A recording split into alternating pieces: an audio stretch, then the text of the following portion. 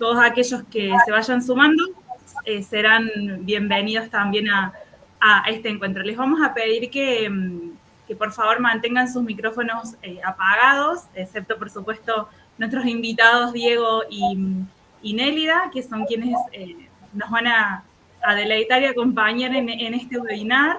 Y es un poco como, la idea es que esto sea un encuentro en el que podamos compartir, en el que podamos conversar, pero queremos escucharlos, por supuesto, a Diego y a Nélida, así que les pedimos que las preguntas o aquellos comentarios que ustedes quisieran hacer, los pudieran ir dejando en el chat y al final vamos a hacer un espacio para poder compartir esas preguntas o esos comentarios que a ustedes les fueron surgiendo luego de todo lo que nos vayan compartiendo tanto Diego como Nélida. Les damos nuevamente la bienvenida. Mi nombre es Ana Laura, pertenezco al equipo de investigaciones clínicas y epidemiológicas. Esto surge a partir de la Alianza Internacional de Academias para la Discapacidad en la Infancia. Hoy se está dando a lo largo de todo el mundo distintas reuniones, distintos webinars, distintos espacios de encuentro con este mismo eje, pensando en las familias que cuidan, en quién cuida a esas familias y quién cuida a quién cuida. Entonces, a nosotros se nos ocurrió y pensamos invitar a estas dos personas que tienen una vasta experiencia en esta temática y realmente es un honor que hayan aceptado acompañarnos como para hacer un pequeño marco. Para quienes no nos conocen, nosotros somos de Córdoba, somos un instituto que nos centramos en la investigación, pero no nos quedamos solamente en el aspecto de la investigación, sino que siempre pensamos en la comunidad y pensamos en las familias y pensamos en las personas con las que trabajamos y que los enfoques surgen a partir desde esas necesidades sentidas. Y como les había mencionado anteriormente, esta alianza internacional hoy nos convocó para que podamos llevar a cabo este webinar. Así que sean bienvenidos todos los que se sumaron a participar. Sé que se van a ir sumando en estos minutos más personas, así que más que bienvenidos. Presentarles a quienes nos acompañan. Tenemos el honor de tener a dos representantes de nuestro país, que son Nélida Taira y Diego Benevento.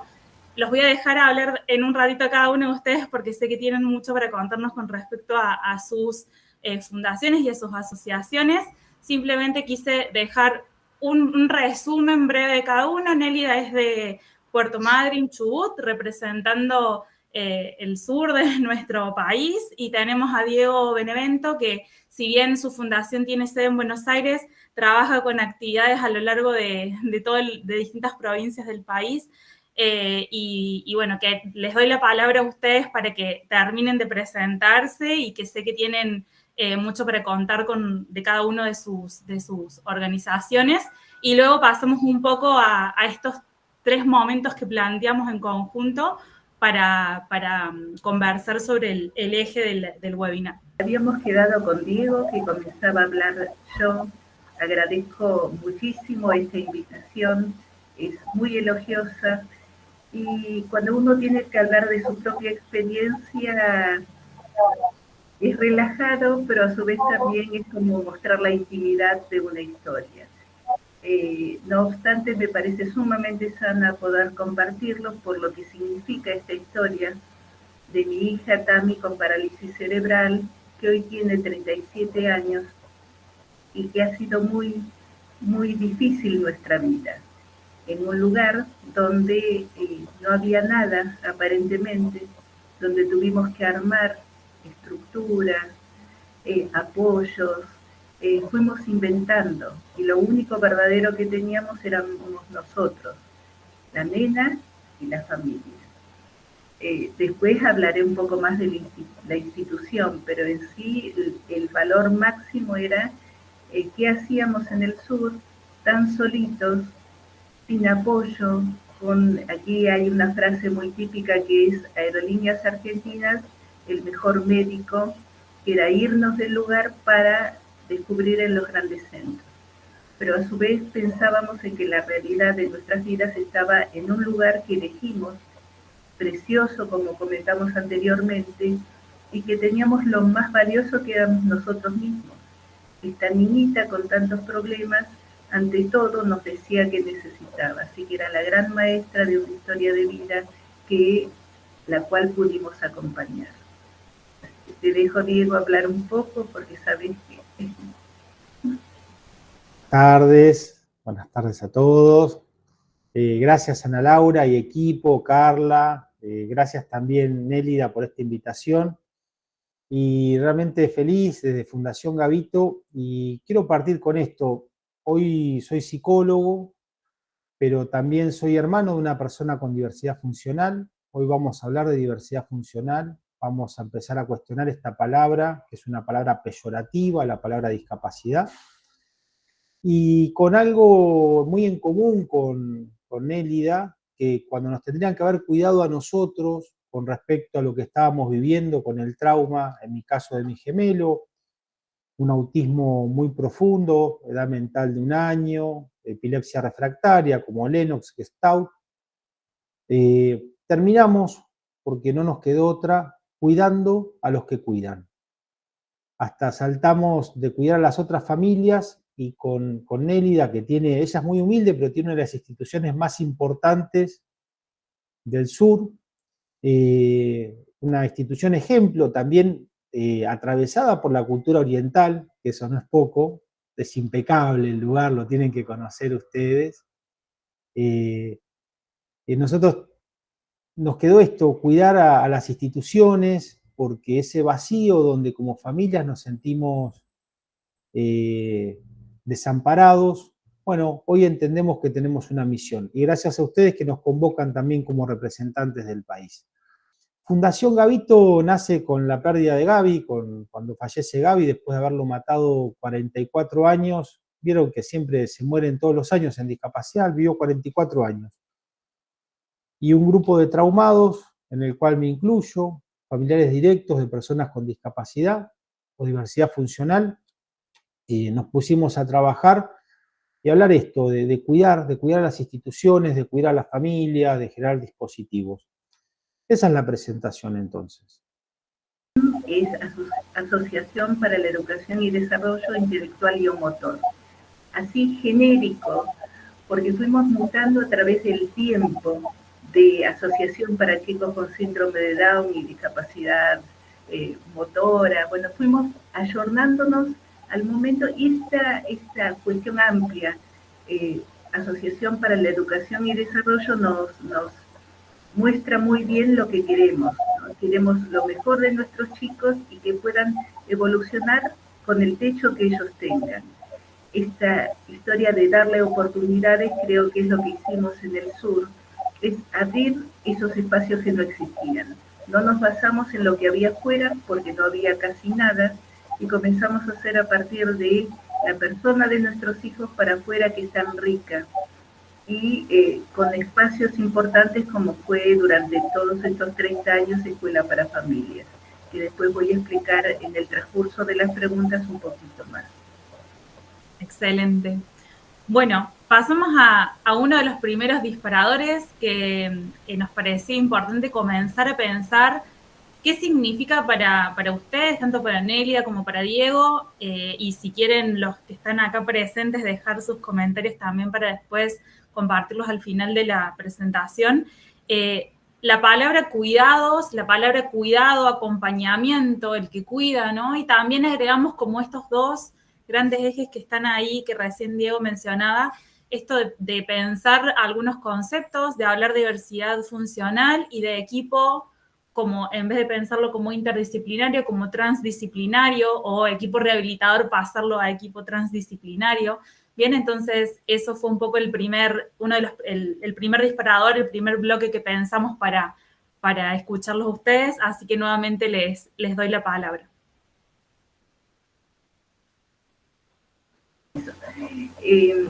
Cuando escuché la pregunta, realmente sentí que a nosotros no nos cuidaron, no había una afuera que cuidara. Y yo no siento haber cuidado a mi hija ni a los otros chicos, sino que siento que acompañamos el proceso de vida de ellos. Porque a su vez en ese proceso de vida cada uno fue mutando también. En esta construcción colectiva que hicimos fue la construcción para con nuestra hija y la construcción con los otros. Esa es la ventaja de entender que no teníamos las herramientas para, sino que las íbamos construyendo en el camino. Esto hace que parezca como muy lírico, pero la realidad es que tuvimos que ir haciendo un andar basado en algo que fue la persona de nuestros hijos. Cuando eran muy pequeñitos, claro, yo soy odontóloga jubilada y especialista en medicina oral, estomatología. Entonces la gente pensó que era una empleada del Estado que iba a hacer algo por sus hijos. Y nada más lejos que lo que pretendía era que me ayuden para con mi hija. Y la historia fue al revés. Muy médico hegemónico el Estado en ese momento, pero bueno, tuvimos que acomodarnos a estos modelos particulares que van apareciendo en un pueblo que no es lo mismo que en una gran ciudad, pero que tal vez nos permitió hacer nuestra historia propia. Esta historia fue decir un buen día, cuando los padres decían, esto que me tocó, esta situación, esto que Dios me mandó, y decíamos, no hablen delante de los chicos, si no entiende nada, si no sabe lo que decimos, y me daba tanta impotencia, porque como bien mi Diego dijo, venimos de nuestra raza oriental, donde todo es para adentro, donde lo más pequeñito del individuo tiene significancia. Apliqué todo esto y apliqué que la mejor maestra para mí era Tami, mi hija, que me mostraba con su respirar, con su pequeña sonrisa, con su inmovilidad, qué es lo que necesitaba. Y comencé a hacer una historia de una teoría cuasi fantasiosa, de esto que el chico me daba el aporte de aquello que necesitaba y empezamos a construir. Eso con los años lo traduje de otra manera para que otros me entendieran, sobre todo profesionales, y hablamos de la persona de nuestros hijos. Entonces, ¿qué defendimos? La persona. Y un poquito más adelante la persona y la comunicación. Por eso esto no siento haber cuidado, siento haber acompañado el crecimiento de una niña con muchos problemas y que a su vez después cuando quisimos socializar se le sumaron muchos compañeros. Así que yo cuando siento que ya tengo que darle la palabra a Diego, te pido que siga, Diego. Perdón si no es la estructura que... Sí, tomando un poco lo que viene trayendo Nélida, tenemos que pensar lo que implica el shock en la estructura familiar, ¿cierto? Cuando uno está en shock porque aparece un diagnóstico que viene en un lenguaje que no nos pertenece, porque es el lenguaje médico rehabilitador, un lenguaje muy claro para los propios médicos, para los propios profesionales, pero no para la cultura de esas familias. Ese shock nos va a dejar en que, en un ideal, nosotros no entendemos lo que dice el profesional, entonces vamos a creer que el cuidado va a ser como una gran teta, que el sistema nos va a dar todo. Y lo que va a hacer el sistema, en realidad, va a empezar a entrenarnos en todo lo que falta, no en todo lo que tenemos. Entonces, en relación a esta pregunta, el cuidado hay que pensarlo desde el sostén, no desde esta idealización donde uno idealiza el modelo médico, este modelo que tampoco cuenta con herramientas para poder sostener a esas familias, porque el sistema de salud y educación tiene muchas herramientas para el alumno y el paciente, pero estas herramientas terminan con el cuidado que está dentro de la institución, pero no afuera. Y ahí tenemos que repensar entonces el impacto del diagnóstico, y lo que entendemos de Fundación Gavito es que es en las dos primeras etapas de aceptación del diagnóstico, que es el shock o embotamiento y la peregrinación, es la búsqueda de la figura perdida, una figura idealizada, como decía Nélida, ahí no funciona el lenguaje verbal, funciona el lenguaje paraverbal. Lo que uno ve es el cuerpo del profesional, ve cómo ese profesional lo saluda, cómo se conecta, porque estamos en shock, no entendemos. Entonces, ahí quiero que entre todos pensemos que cuidar a los que cuidan es hablar el lenguaje del trauma. Y el lenguaje del trauma tiene que ver con el sostén, no tiene que ver con el saber. El saber es para nosotros, hoy como psicólogo clínico, Nélida como profesional de tantos años, podemos hablar a la par con un profesional de la salud y de la educación. Pero cuando nos anoticiamos del diagnóstico y de la complejidad, no necesitamos palabras, necesitamos gente que conecte con este dolor. Ahí quiero provocar al público un cuento que me marcó toda la vida para entender lo que le pasa a la familia. Es el cuento de la gallina degollada de Horacio Quiroga. Les invito a que lo lean pensando lo que vive en esa familia frente a esos 4 hijos con discapacidad. Entonces, el cuidado no va a ser desde lo simbólico. Cuando nos dicen tenés que hacer esto, el diagnóstico es aquello, no. El cuidado primero es venir, no te mates. Vas a salir del shock de este consultorio, mamá, papá, hermano, vas a salir en shock. No vas a saber quién sos, no vas a encontrar el auto, vas a meter la pata en un pozo y te vas a quebrar una pierna, te va a pasar un auto finito en el semáforo. Entonces, el cuidado tiene que ver con esto, con una ética del sujeto, con una ética de cuidar a ese otro, que no se le puede evitar el shock, porque en realidad nosotros tenemos que diagnosticar, pero tenemos que tratar de garantizar de que esa persona vuelva.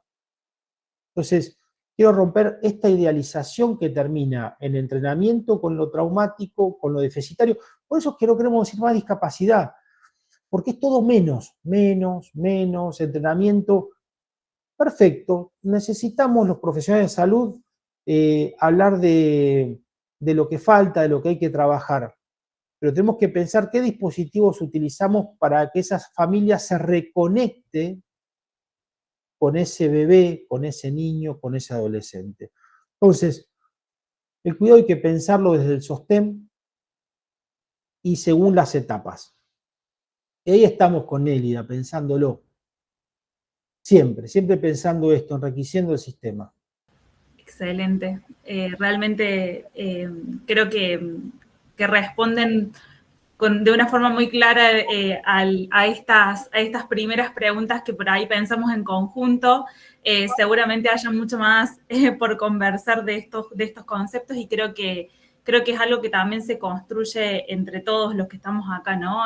Tiene como esa última palabra de un concepto o de alguna característica, pero bueno, muy, muy valiosos sus aportes.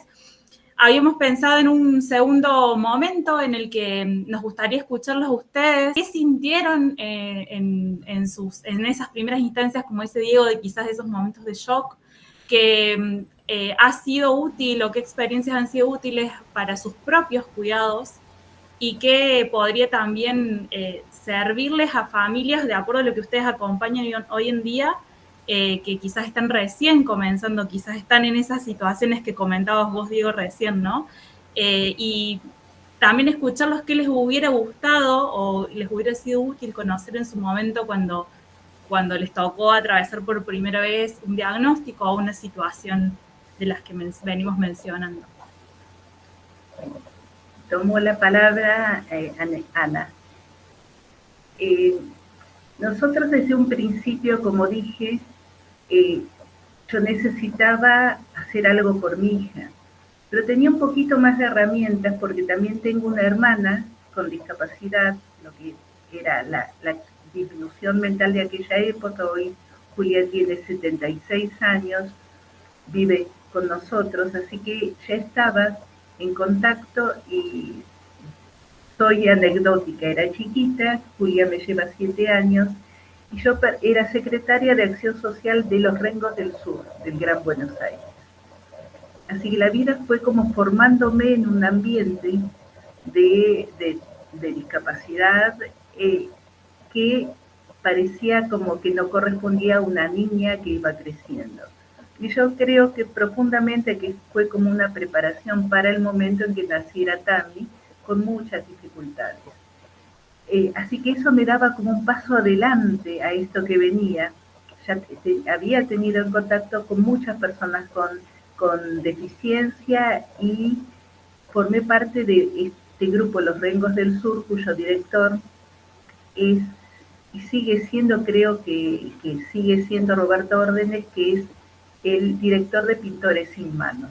Digo todo esto porque estoy hablando de 40 años antes y nos sigue representando y siguen siendo como adalides para esta cuestión. Allí conocí de todo. Conocí diferentes personas con discapacidad, caracteres.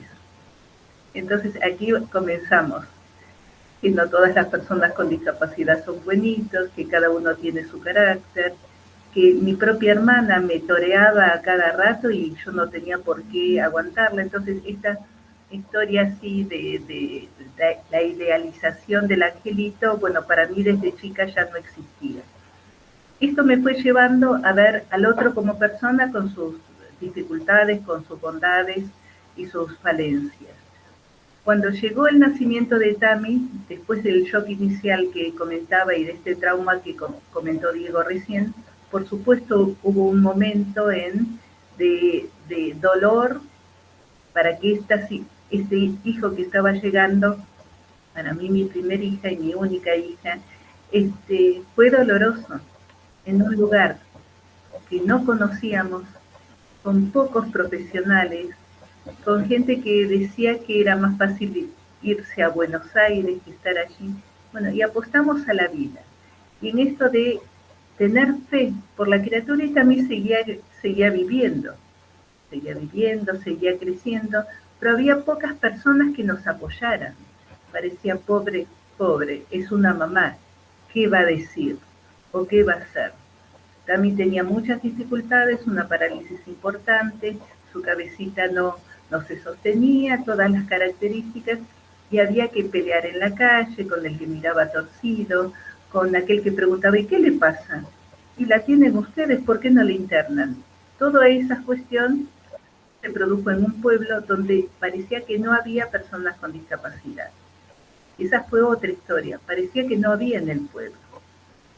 Entonces, ¿qué tocó? Digamos, sinceramente mi apuesta fue por valorar la persona de mi hija, y mi hija seguía viviendo y seguía pidiendo vivir.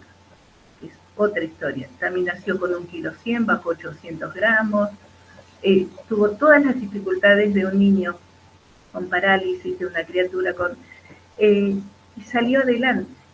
Entonces, bueno, eso me daba como las herramientas de por dónde ir con mi hija.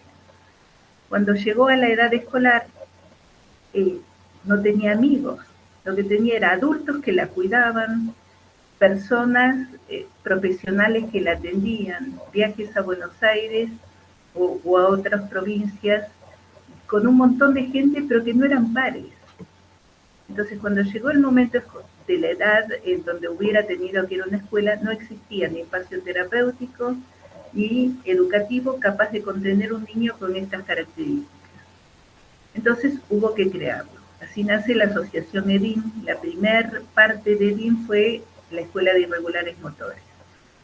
Digo todo este prolegómeno porque, respondiendo a la primera parte de esta pregunta, lo más importante que hicimos fue poner en palabras lo que nos pasaba.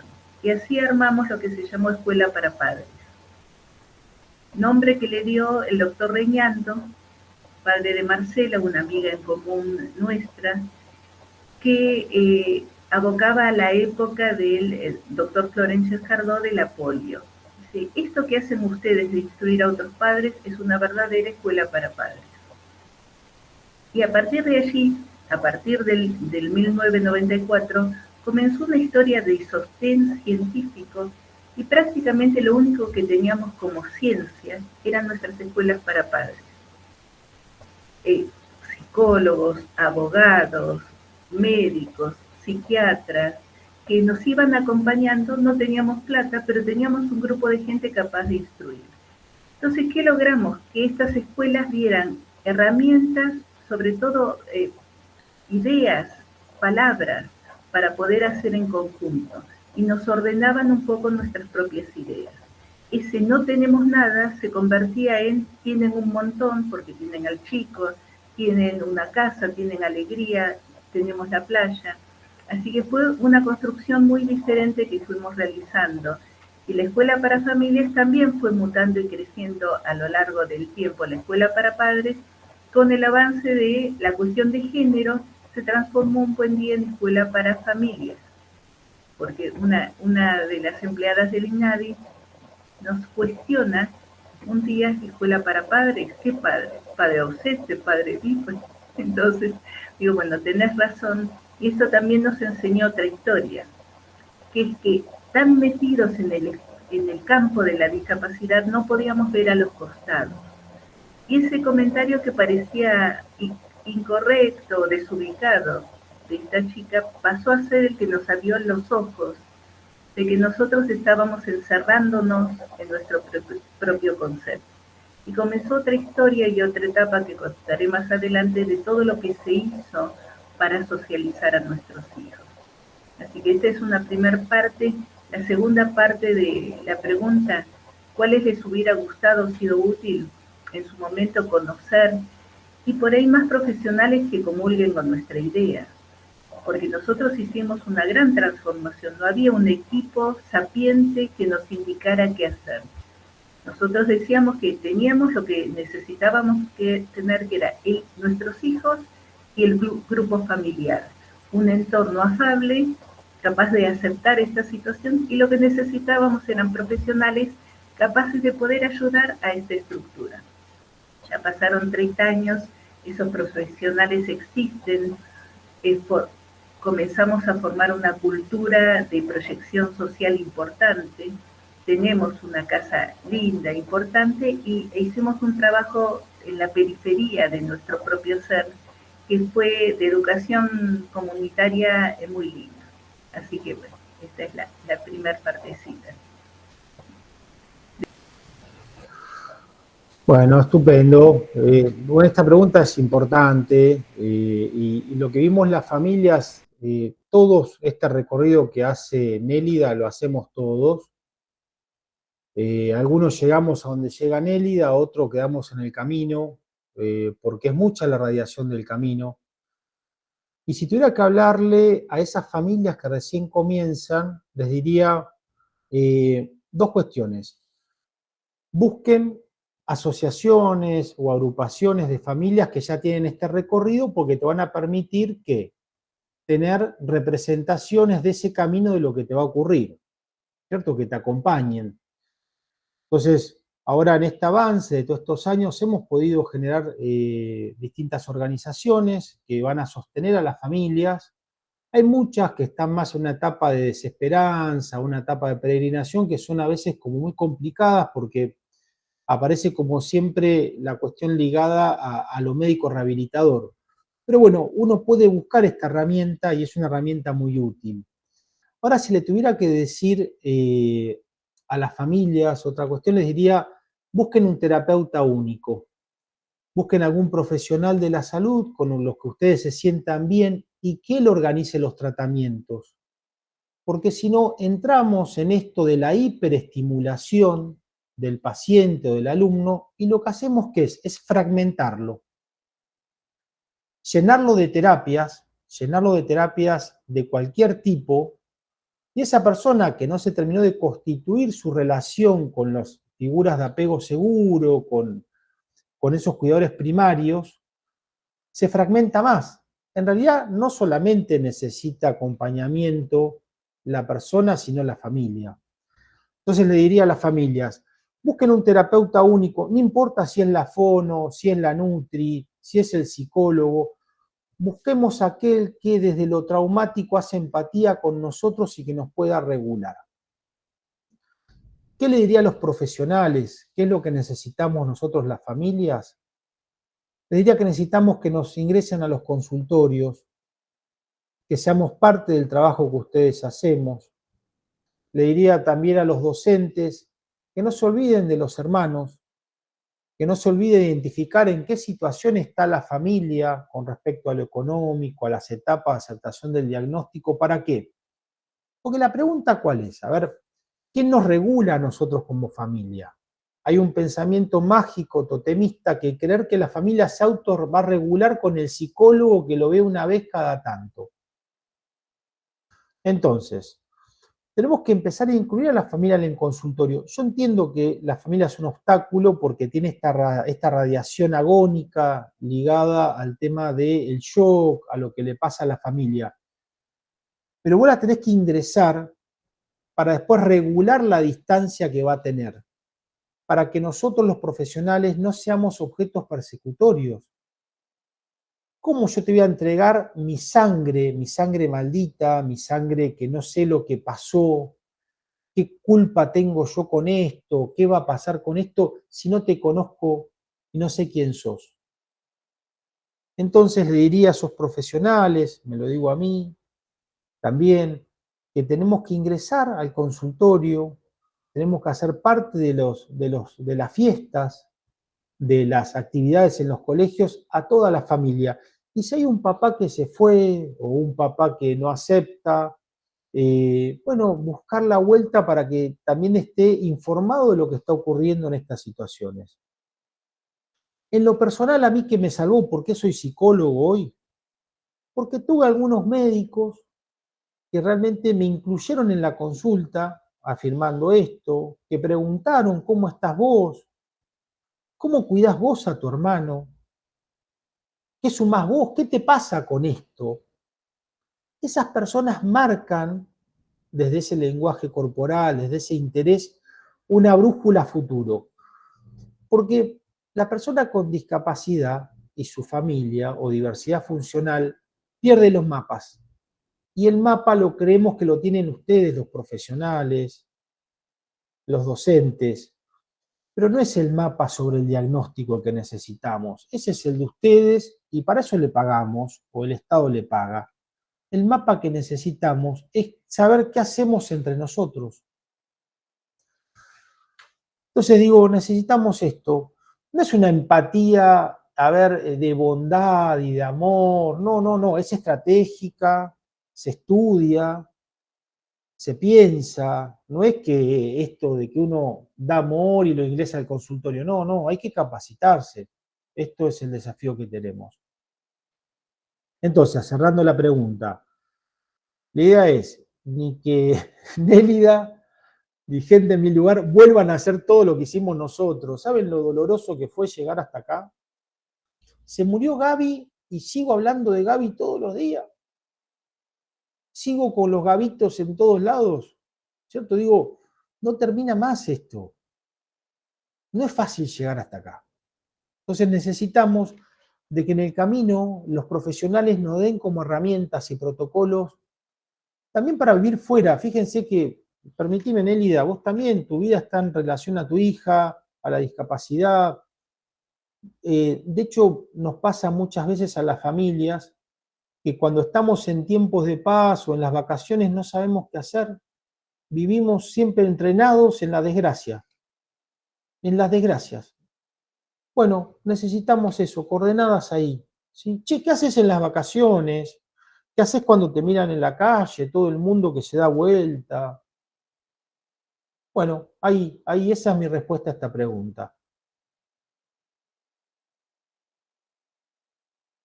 Permiso que voy a agregar algo.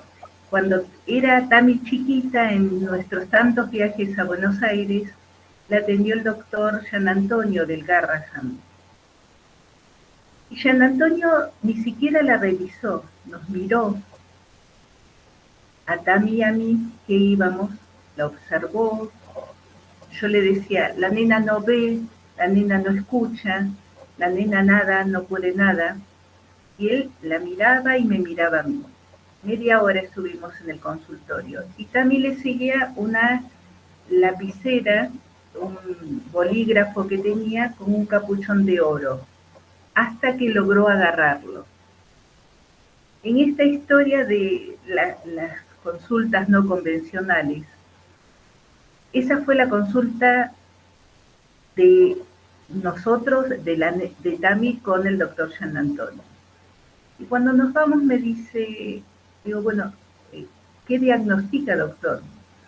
Dice que Tami es una niña inteligente, que sabe lo que quiere, que tiene padres amorosos que le van a permitir hacer lo que ella quiere en la vida.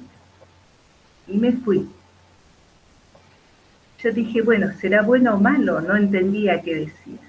Y con las tantas charlas a lo largo de estos años, me resulta tan conmovedor porque todo el miedo que llevábamos, todo el trauma que llevábamos, nos habilitó a ser padres, a la manera nuestra, a la usanza nuestra, con lo que pensábamos que podía ser loco y terrible para muchos, pero era nuestro. Esa habilitación me sirvió para toda la vida y para abrir todo lo que hicimos.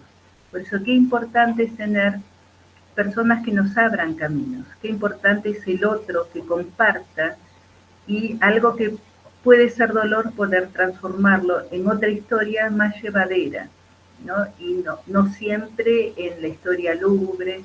Perdón que me van saliendo cosas. Edín es que hoy tenemos una casa que es iluminada, bella, muy bella. Cuando hice el primer esquema de la casa, la arquitecta me dice, ¿cómo la querés? Con mucha luz y con mucha amplitud. Y me dice, ¿por qué? Digo, porque siempre los chicos con discapacidad están en los últimos rincones, en el lugar que dejaron otros, parecen la sobra de otras historias. Y la verdad que quise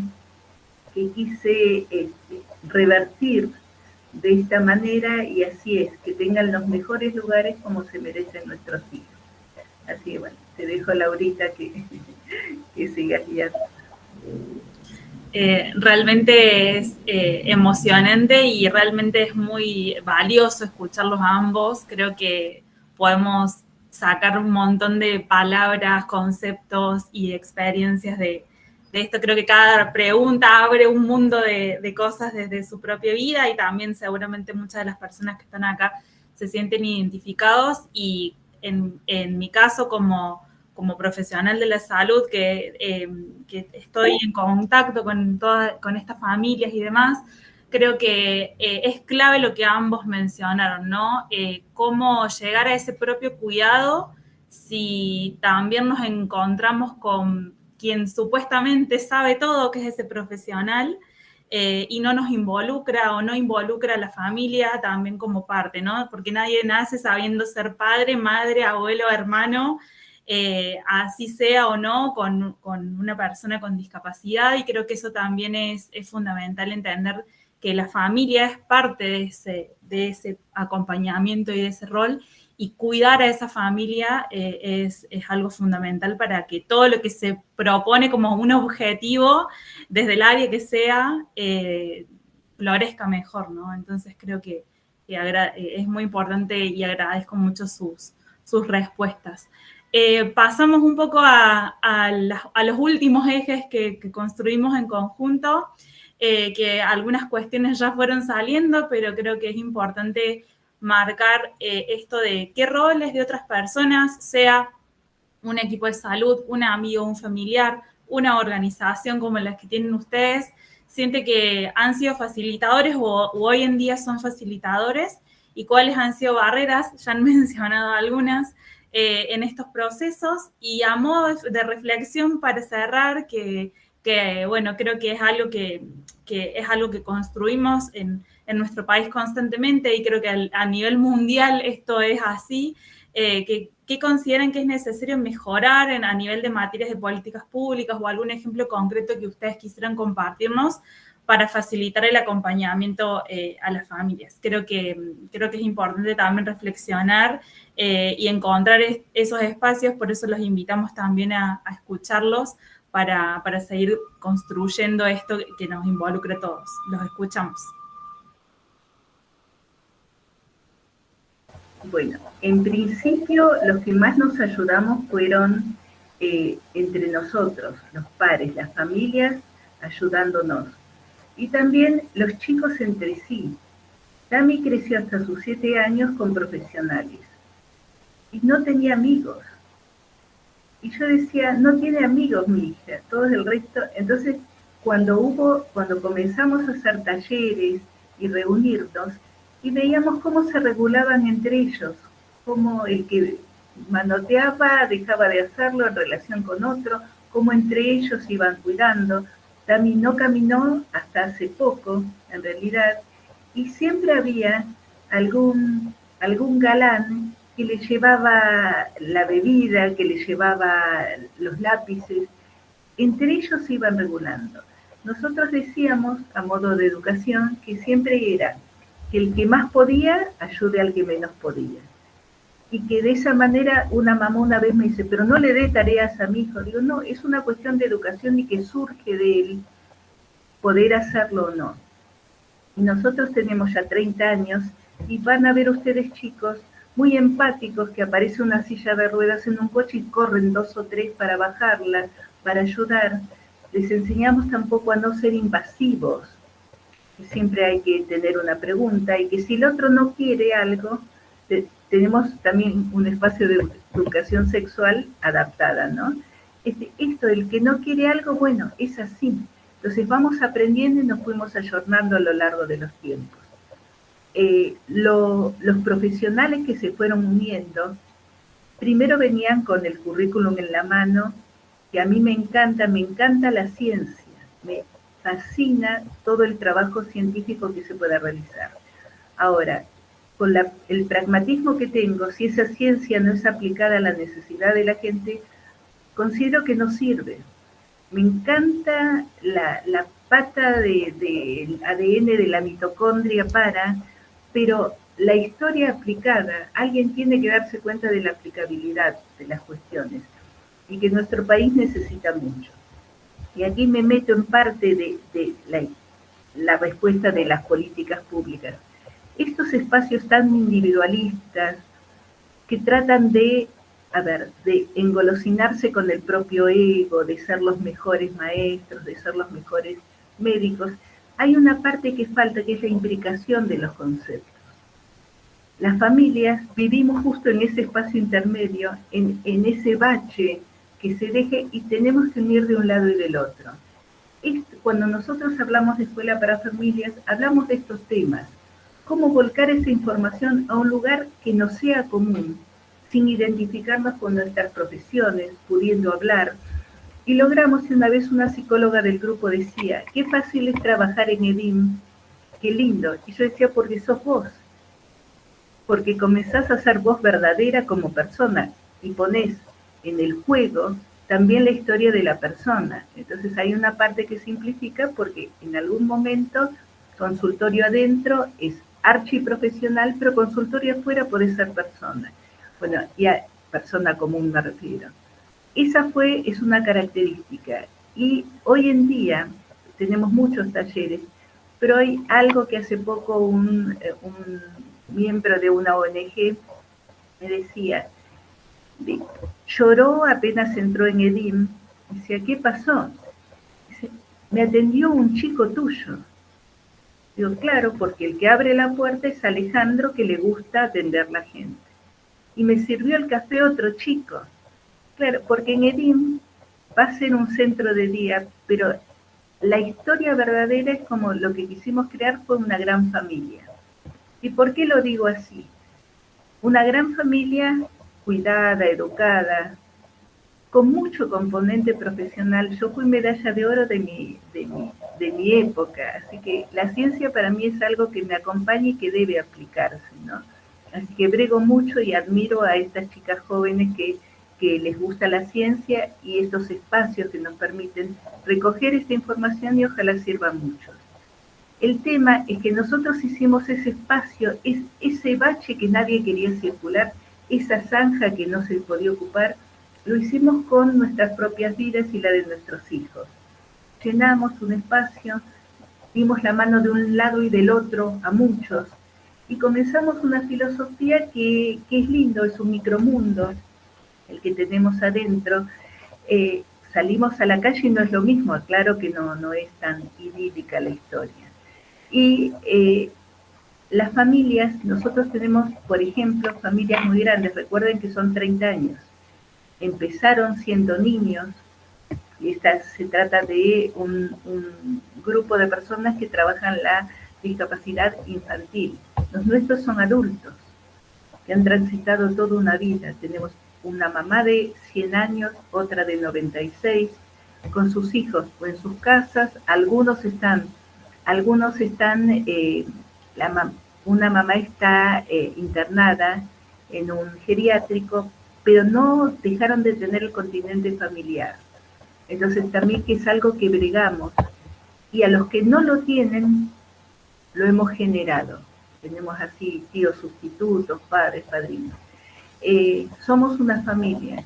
Y en una familia cualquiera puede intervenir. El panadero, el dueño del colectivo, el gran médico. Entonces, bueno, tratamos de buscar un lenguaje muy común a todos, que creo que es el que corresponde, y logramos en un pueblo, que también es otra ventaja. Este es un pueblo. Entonces, Puerto Madryn tiene la ventaja de ser chiquito, somos conocidos, queridos, así que, bueno, ahí puedo hablar mucho más, me van haciendo preguntas, cualquier cosita. Dejo lugar a mi amigo Diego.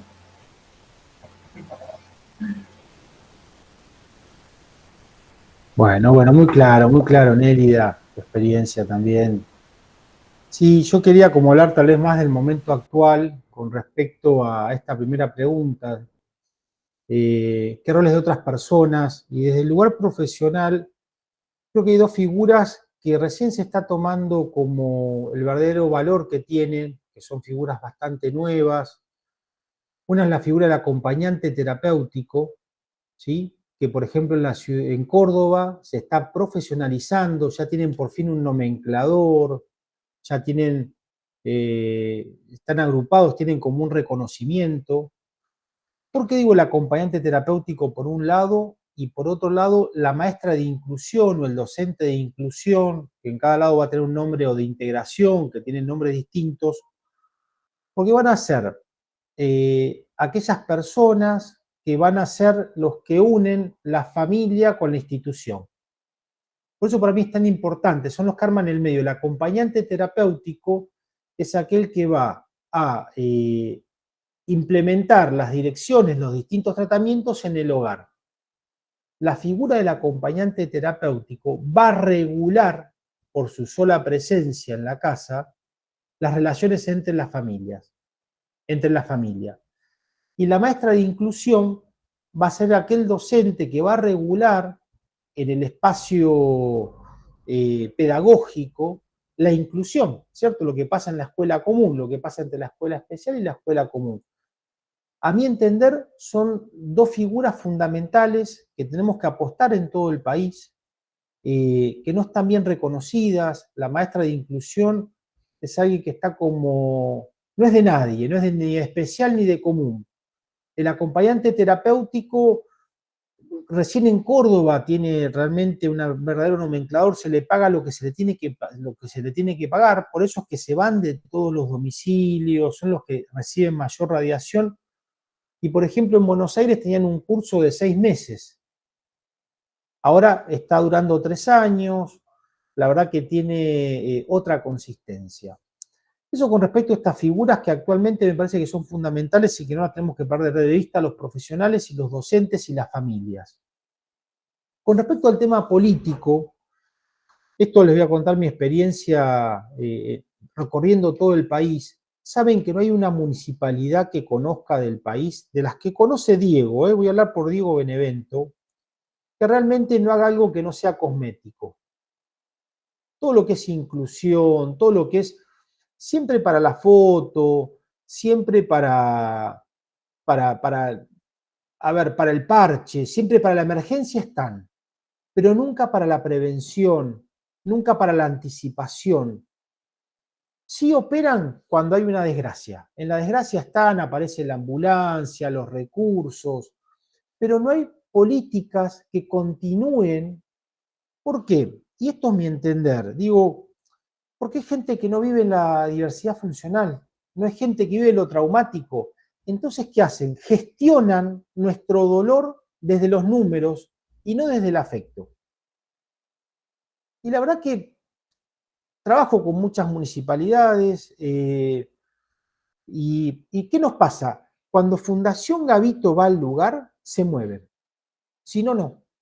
cuando estamos ahí, cuando armamos los bailes inclusivos, cuando armamos las capacitaciones sobre sexuación, cuando convocamos, aparecen. Entonces, creo que dentro de la política, y hemos tenido como dos decepciones muy grandes de Fundación Gavito, una fue en la Cumbre Global de Discapacidad, que realmente fue, a mi entender, yo participé, ahí presenté uno de mis libros. La Cumbre Global de Discapacidad fue un shopping donde se mostraba lo que el pobre no podía tener. Esto fue una falta de respeto a las familias, que no, en situación de vulnerabilidad. Para nosotros fue algo muy, muy doloroso, porque realmente era esto, era todo lo que había de última tecnología que vos no podías acceder. No había lugar para el pobre, no había subvenciones, no había nada para el otro. Bueno, se armó un tole-tole ahí adentro, pero bueno, bajamos la pelota. Después nos invitan, en aquel momento estaba el kirchnerismo, nos invitan a la Cámara de Diputados a presentar uno de mis libros también, mi segundo libro, Amparo a la Familia, y el director de discapacidad, que manejaba una persona del sur también, no tenía la menor idea, había estado 10 años manejando esto, no tenía la menor idea que era un acompañante terapéutico. Bueno, fuimos con todo un grupo de familias, llenamos el recinto, bueno, se armó un despelote, casi nos rajan de la Cámara de Diputados, imagínense, todo esto. Pero ¿cuál es el problema? Yo sé que ellos son buenos gestionadores, gestionan, pero al no vibrar en el trauma, no entiende que esto no tiene que ver con el más o con el menos, tiene que ver con lo afectivo, tiene que ver con lo que están viviendo estas familias, y con la falta de ¿qué? De prevención, de anticipación, de capacitación. Yo digo, ¿cómo puede ser que en la cumbre global y esta persona que fuimos a presentar los libros, no, vaya esta gente problemática, familiares de a presentar un libro de discapacidad? ¿Por qué no te preparas un poco para esperarlos? Léete un poco unos días antes, aprendete qué es un acompañante terapéutico, cuál es la función de esto. Entonces creo que ahí tenemos que pensar, y nosotros es una responsabilidad de las familias, que nosotros tenemos que generar políticas que hablen de nosotros, como dice la Cumbre Global de Discapacidad, ¿cierto? Nada sin nosotros, ¿cierto? Nosotros tenemos que estar ahí gestionando y pensando cuáles son las necesidades de estas familias. Y una cosa más, no solamente en las familias que viven en el casco de la ciudad. Fundación Gavito trabaja en zonas donde un hospital está a 5 horas, donde vos salís con una moto en el barro, con un nene con parálisis cerebral o con un adolescente. Hay que repensar todo esto también. Ahí tenemos una deuda y un compromiso con las familias. No soy pesimista, quiero hacer un diagnóstico para unirnos y para trabajar en consecuencia. Nelia, no sé si querés aportar algo más. No por el momento, me quedo pensando en varias cosas, pero bueno, pregunten ustedes, chicas. Y bueno, creo que es súper, vuelvo a repetir, súper valioso todos sus aportes y realmente qué importante esto de también estos espacios, aunque hoy no somos un país entero acá. Ayer justamente tuvimos otro encuentro que fue sobre divulgación accesible de la ciencia, en donde también nos hizo repensar en un montón de cuestiones, ¿no? Como por ahí la palabra accesible, inclusivo, o esto de las personas que están ocupando lugares, hablando de inclusión, hablando de accesibilidad, hablando de cuidados a las familias, hablando de cuidados a las personas con discapacidad, y que quizás nunca vivenciaron o nunca tuvieron la experiencia de compartir con personas o con familias con discapacidad, o si no les tocó o no tuvieron que hacerlo, tampoco se tomaron su tiempo para escuchar o para hacer partícipes, ¿no?, a las personas y a las familias con discapacidad. Entonces creo que ambas opiniones y ambas respuestas a esta pregunta, que sabemos que puede llegar a ser un poco polémica, y cuando la pensamos junto con Diego y Nelia sabíamos que quizás puede haber diversidad de opiniones también, pero sabemos que Argentina es un país que tiene una gran heterogeneidad geográfica y a nivel de distribución de posibilidades y a nivel de características de las personas, pero valoro y realmente felicito y aplaudo sus trabajos. Creo que el eje principal, esto me quedaron algunas palabras, ¿no? Esto de crear un continente alrededor de la persona, que lo dijo Nélida, como esto de la escuela de familias, ¿no? Esos conceptos, también lo que decía Diego de quizás no imaginarnos lo que le está pasando a esa persona que recibe un diagnóstico tan clínico, tan médico y todo lo que va a vivenciar desde que sale desde ese consultorio, pensar en los hermanos, pensar en quienes rodean a esas personas que tienen la dificultad, ¿no? Entonces, creo que ha sido un encuentro más que valioso y más que enriquecedor para todos. Y sí, Nelia, te escucho. Perdón. En esta historia de las políticas, y que muchos de los que están presentes seguramente, cuando hablamos de la convención, y siempre que hablamos de la Convención Internacional para Personas con Discapacidad, yo digo que en la Argentina copiamos y pegamos, lo que hay viene de afuera, se copia y pega.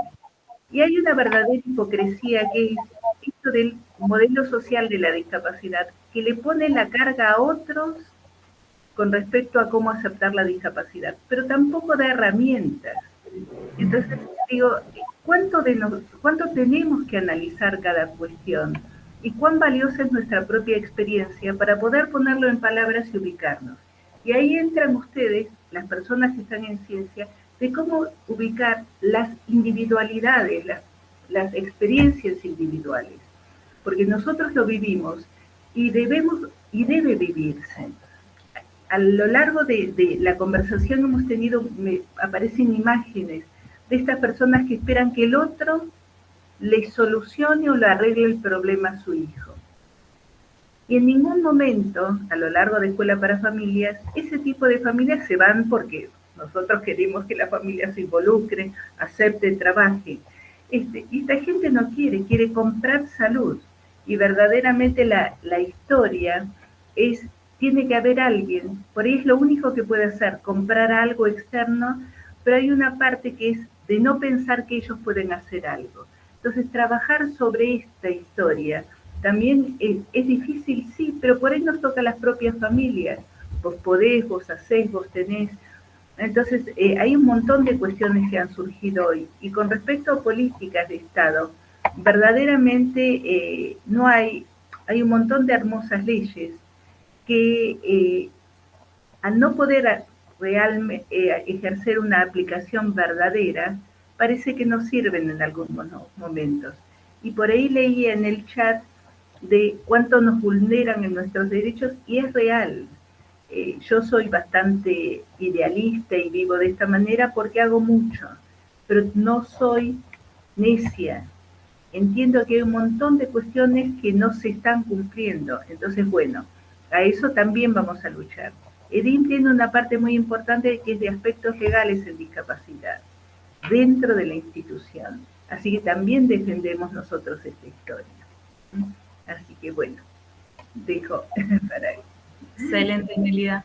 Qué importante también el último aspecto que mencionas, ¿no? Creo que también es un facilitador para las familias muchas veces esa herramienta y creo que suma también a pensarlo y ustedes tienen digamos, la capacidad de haber pensado en esa situación también y que esté dentro de esa institución, pero muchas veces pasa que no existen esas instituciones, ¿no? Entonces hay que crearlas y pensarlas y construirlas, y es un llamado a todos a también tomarlo. No sé si yo querés decir algo más, si no también hay algunos comentarios en el chat. Una cosita, me encantó esto que dice Nélida sobre la Convención sobre los Derechos de las Personas con Discapacidad, con el copia y pegue. Con el diagnóstico se hace un copia y pegue. No existen, desde mi conocimiento, en las universidades o terciarios, materias que nos enseñen a transmitir el diagnóstico. Yo todavía la estoy buscando, de hecho la estoy proponiendo en distintas universidades, pero somos muy buenos diagnosticando, pero no, o sea, le copiamos y se lo pegamos a la familia, sin realmente saber quién lo va a recibir. Esto lo hacemos con la convención, lo hicimos en la cumbre global, lo hacen las políticas de salud, ¿sí? Copie y pegue. Puramente tiene que ver con esta época que estamos viviendo con respecto a la tecnología, la fluidez de los vínculos, ¿cierto? Pero me encantó esta palabra, Nélida, la verdad que ahí tenemos que elaborar para que el diagnóstico realmente hable las palabras que esa familia pueda entender y que además es un proceso dinámico.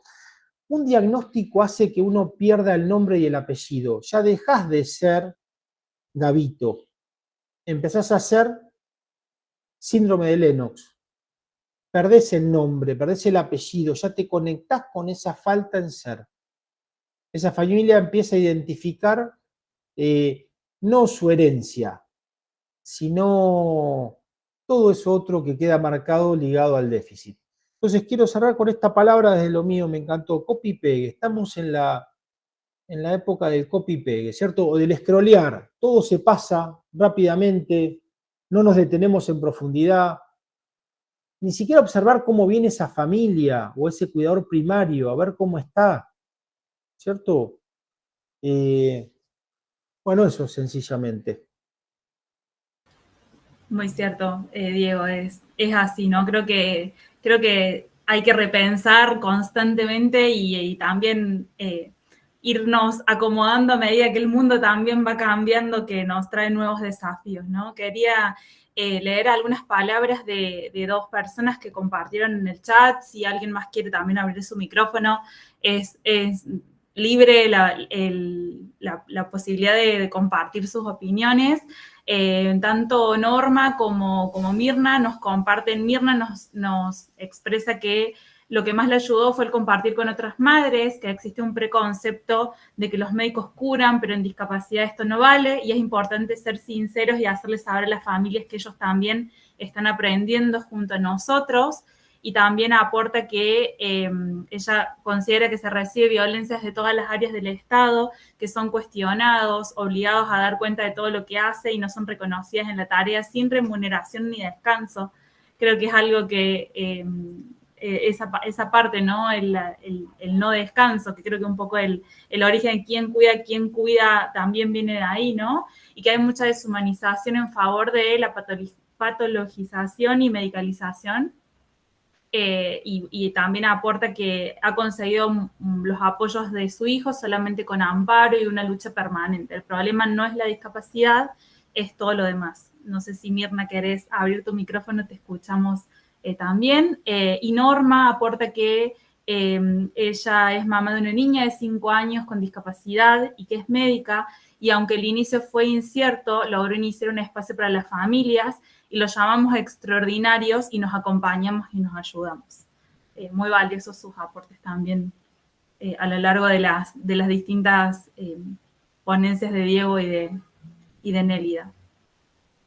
Ahí te vemos, Mirna, no sé si querés abrir tu micrófono.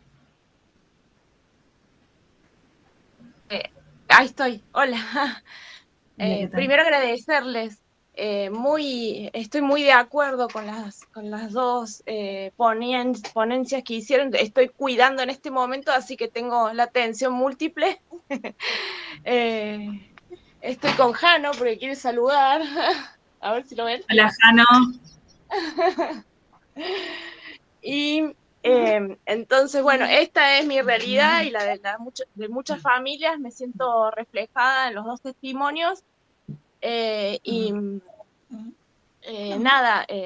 Agradecer este espacio y simplemente lo que había escrito en el chat.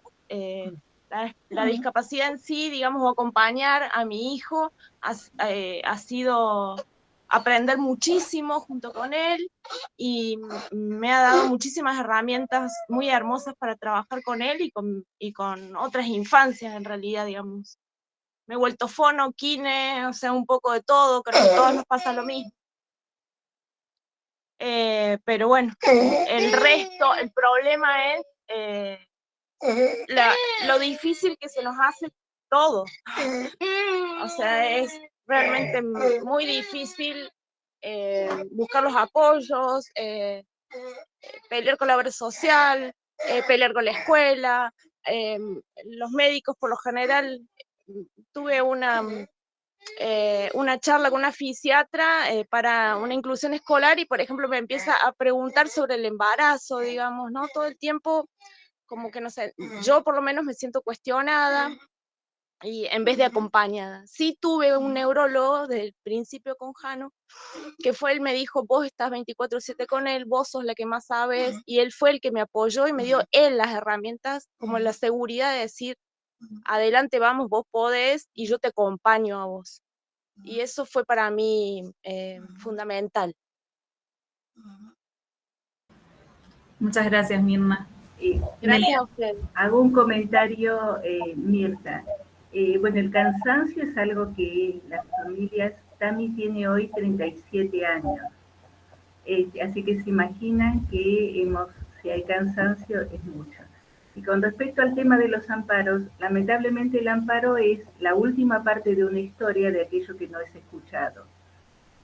Nosotros tenemos el grupo de aspectos legales con el objeto de tener en Madrid un área de discapacidad y derecho que puedan transitar los abogados la propia historia nuestra. Por eso fue armar algo, acogerlos de alguna manera en nuestro ámbito y que puedan vivenciar, porque así como los médicos tampoco conocen el final de una historia y no el proceso, el abogado también, amparo, y sabe mucho cómo moverse, pero también hay que tener una sensibilidad especial para poder entender las diferentes partes. Así que falta mucho trabajo nuestro en esto, pero desde ya que comparto con Mirna y con los pares nuestro propio cansancio, y Anita dijo algo muy interesante, que es esto de no tener espacio propio, Diego también lo dijo. Bueno, habrá que trabajar, habrá que generar también espacio de diversión, de descanso. Nosotros hicimos una vuelta, vacaciones en familia, que fue muy interesante, un grupo un equipo que cuidó a los chicos y nosotros tomábamos mate. Fue muy interesante. Bueno, gracias. Bueno. Muchas gracias. No sé si alguien más quiere aportar algo. No, simplemente un pequeño comentario, darle las gracias a Nélida y a Diego, porque realmente es muy valioso y muy hermoso escucharlos. A Nélida la conozco detrás de los mails que mandamos por el proyecto de registro, pero bueno, ahora es importante poder conocerte. Y bueno, creo que me quedo con varias cosas. Una de esas es, y que creo que es el eje de esto, la importancia que tiene y el eje que tiene la familia dentro del proceso, es indispensable, innegociable, pero bueno, cada vez espero que lo vayamos entendiendo más desde este lado de los profesionales, el protagonismo que tiene la familia y que tiene la persona. Me gustaba esto que decías, Nélida, de esos lugares que como tenés ahora un lugar amplio, iluminado, bello, porque realmente pienso en eso, pienso no solamente en esos espacios oscuros o relegados en el que han estado los chicos, sino también muchos chicos que a hoy, incluso 2024, siguen estando muy encerrados en sus casas. Y bueno, creo que me recuerda un poco la frase, una vez en una institución que estábamos referenciando en Medellín, yo soy de Medellín, Colombia, pero vivo acá en Argentina, en una institución que se llama Arca Mundial, donde ellos, bueno, con algunas experiencias de senderismo, incluso de chicos con una discapacidad motora muy fuerte, decía es que nadie se debe ir de esta vida sin tener la experiencia de la vida.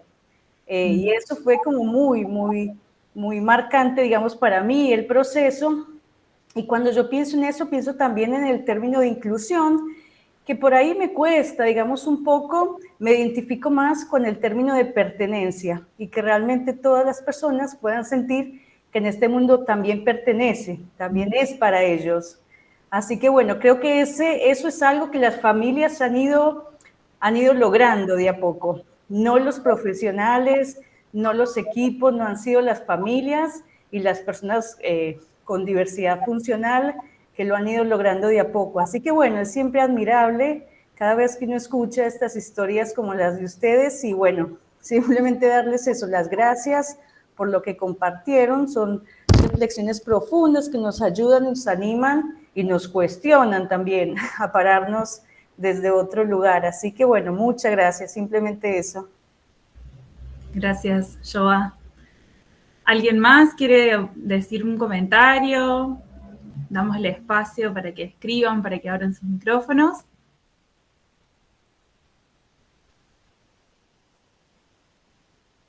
Bueno, si nadie más quiere hacer ningún aporte, realmente desde agradecerles profundamente por haberse sumado a lo que los convocamos. Desde el primer momento nos dijeron sí, ahí estaremos y realmente con muchas ganas de querer participar y además realmente con una mirada desde la propia persona y desde todo lo que vienen trabajando, que es un montón y que realmente tiene mucha representatividad en nuestro país.